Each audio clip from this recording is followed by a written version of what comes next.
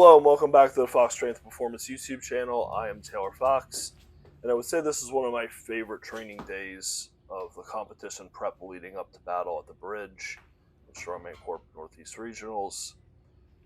I just feel like I really had to gut it out here. It was very hot out in the garage. I was just trying to get a lot of work done and a variety of work. So started off with the overhead arm supports, and then we moved on to some waiter walks and some assistance work, but nothing crazy. I didn't hit like a PR or really do anything substantial. We did get into some cleans at the end, but for the most part, it was just like a hard training session with a lot of variety, doing some overload work, doing some moving work for stability, and just toughing it out through hot weather conditions. And I find that I really like to train in here.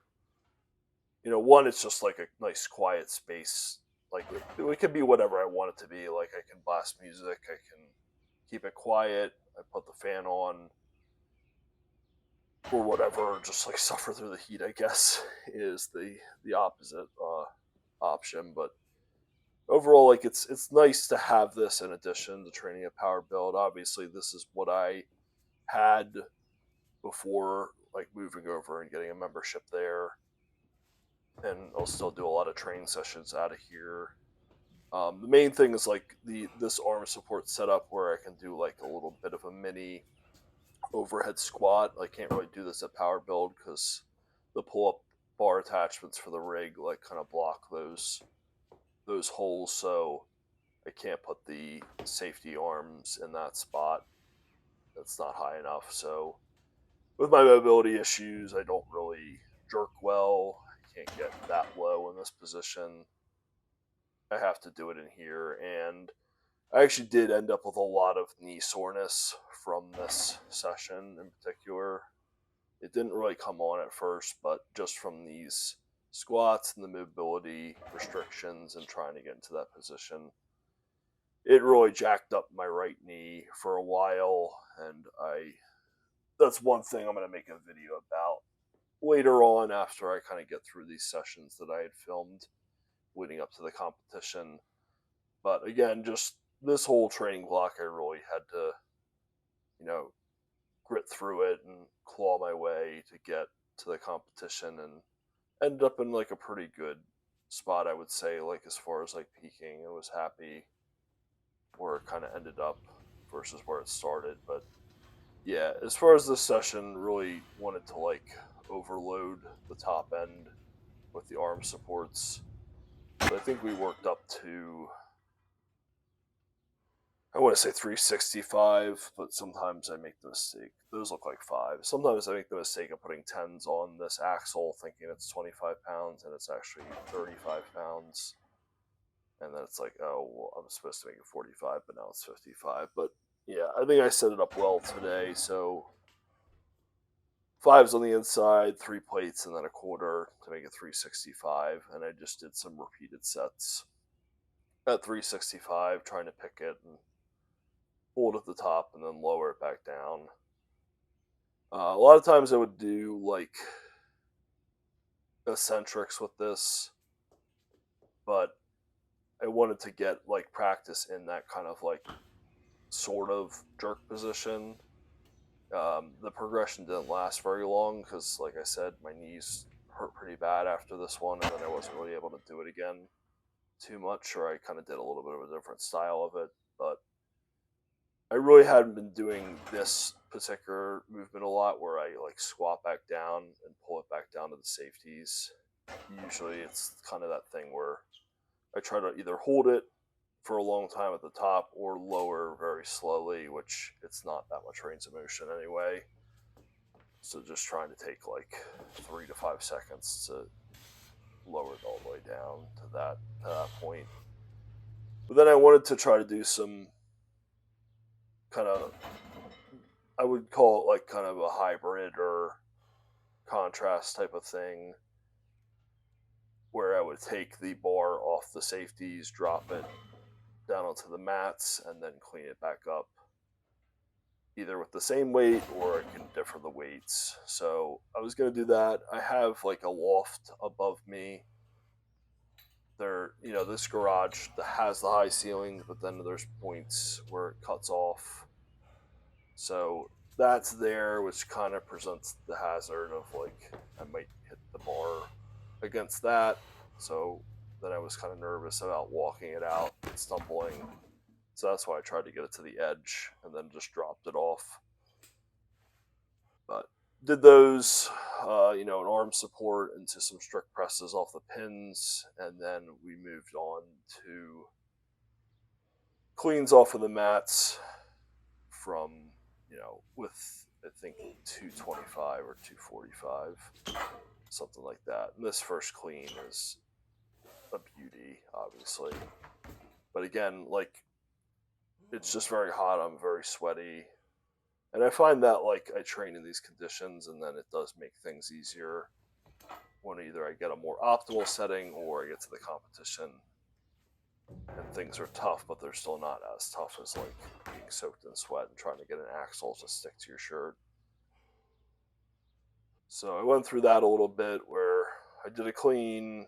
I was like, okay, that didn't work out too well. Drop it. Then clean and press, and then clean and press for some reps here. Just trying to get some good repetitions in. Quality work. Honestly, it felt terrible in the moment, but it really wasn't that heavy or impressive at all. And then I just tried to grind out the lockout with this at the end. Not really what I had planned. I had planned to do a lot of back and forth, like 275 or something like that. Arm support off the spotter arms, and then go back to the ground and do the clean and press. But I found very quickly that I was not at a capacity for that today. I also did have to like run back to work for like a partial second shift. So I was kind of like, I think this is good for today. I really want to do these waiters walks uphill, and I don't think I'm gonna be able to last for that if I keep doing like cleans and then arm supports and try to go back and forth with the bar in this, oven of a garage. So I got that working, and then I moved on to these waiter walks, which I believe would be like, it was like 185 or something like that. I'd done a lot of these with turns at 154. So I was like, I think 185 is a good progression to do uphill, still doing them beltless.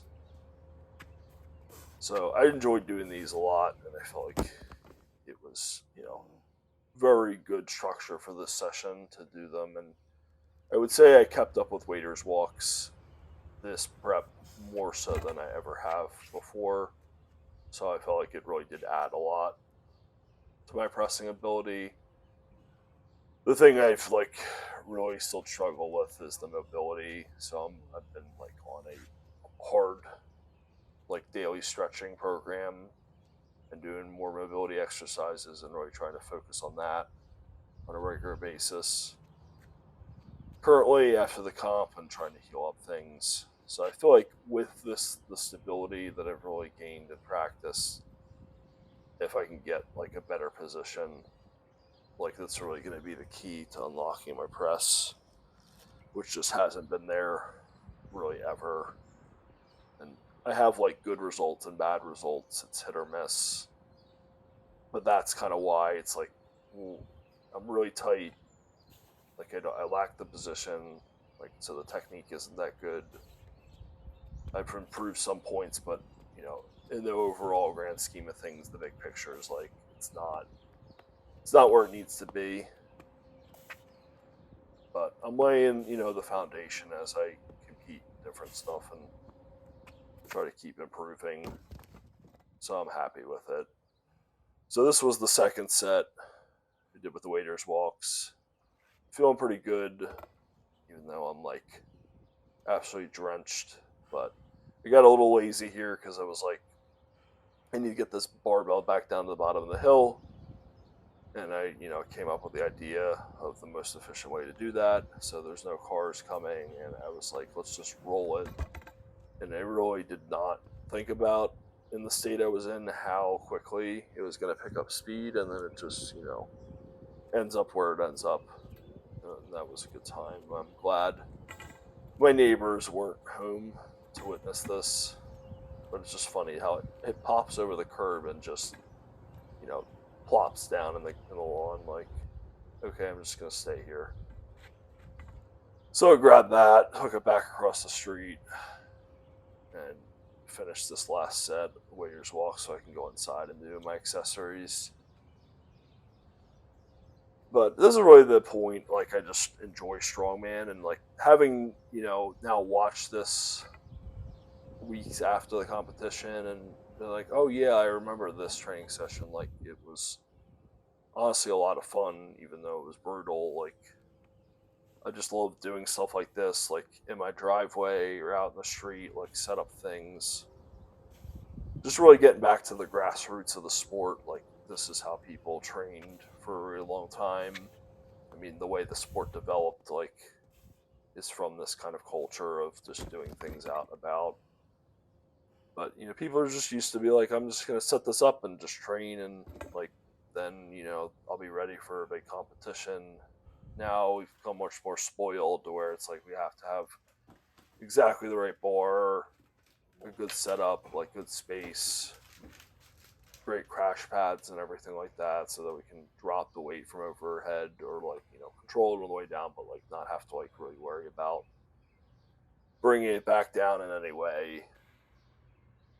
So I just thought that it was like a pretty cool aspect to do for prepping for this competition after being in the sport for several years, and strength sports in general for like 15 years. But moved on to some dumbbell crush press. I've been doing this with like 100, so I added the black band around my back and put the 80s, which is the max the new bells go up to. And I really thought this was good. I feel like this was a good balance of resistance and what I need to do for today. You don't really want to drop the new bells though. For the length that we've had them, I should probably do a video on them, even though there's definitely a lot out there on them. And keep, new adjustable dumbbells keep arising that are probably a little superior to those, but you don't want to drop them because the material will break. I don't know about the 80s, but the freaking, like, if you had like 20, 10, 5, like, and you drop those, like, that whole part of it is going to crack. So I've never actually dropped them. You have to put them down. And it's just funny sitting there with the band trying to get it off. And then I did supine face pulls. I really enjoy these. I feel like they hit the rear delts really well. I feel like I made a lot of good progress on my shoulders this comp prep. And, I might put out some stuff where it's like I ended up like missing 328 at the comp. And it's like I missed 325 a year ago at the OSG regionals. So it's like, how much progress did you really make? It's like, well, I did develop like synovitis or tendonitis, whatever you want to call it, in my flexor tendon in my finger. That made training axle very difficult, and I was kind of just like shut it down and let that right hand heal up before getting to competitions so that you're actually able to compete. And then I had like a lot of issues with my elbows. I mentioned the knees. After the knees, I was just like, I can't believe like this hand finger thing like is happening. Like, I felt like I was past it, and then it's like, oh, now all of a sudden this, where my hand really swelled up, and like I couldn't do axle, I couldn't do arm over arm. But the point is like, oh, you didn't really add anything, like you didn't improve. And it's like, well, yeah, I did improve. I would say like my shoulders are much more muscular. Like, I added good lean mass. I weighed in at 311. Like, I'm getting bigger as far as like my lean muscle mass, not just like getting fat and bloated for shows. Like, my arms in general, I think, are looking pretty good. Like, my accessory movements, like dumbbells and stuff, and like what I can do on machines, like I'm very strong. We go back to those points in the beginning of like the mobility and the added stability that I have now. That's really just like been more of the issue. But we're going to talk about that more in the future. Definitely planning to make some more videos on that kind of thing. But until next time, keep lifting those heavy weights and hold strong.